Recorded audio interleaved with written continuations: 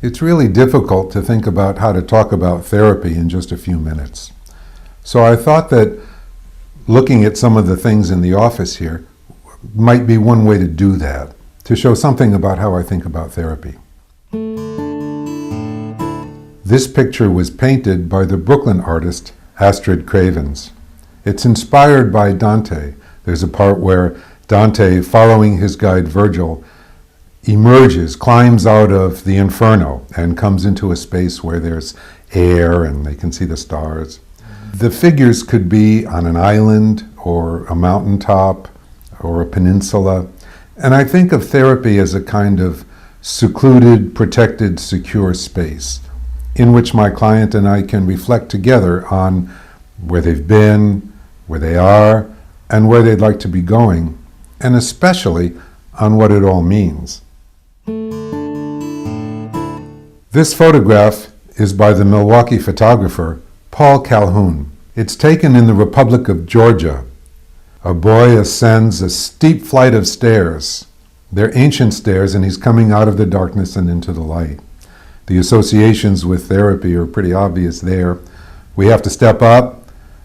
We come out of the darkness of not really knowing what's going on in some ways into a more aware space where we can see where we're going and have more choice.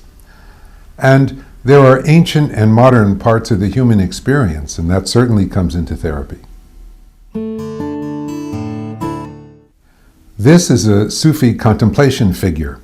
I don't know how the Sufis use it, but to me, it's a wonderful optical illusion that tricks our brain in such a way that we can see it in action. We can see something of how we perceive things in action. As we look at the figure, which of course is not moving, it seems to move and reform again. That's because the brain is trying to find patterns, and it keeps finding different patterns in the picture. And that shows the process of our brain looking for patterns in life. That's how we perceive. So our experience that things are just going along very smoothly, and even of ourselves as being the same all the time, that's actually pretty much of an illusion. There is no one-size-fits-all therapy. Mostly, it's about the relationship. So the style of the therapist as a person becomes very important in the usefulness and effectiveness of the therapy. I tend to be pretty straightforward, pretty direct. I interact and talk a lot. Some people like that more than others. I tend to be somewhat challenging as well as supportive, and sometimes can be playful and humorous and so on. I'm a better match for some people than for others, and that's to be expected. What really matters is that the client finds the best therapist for their needs at the time.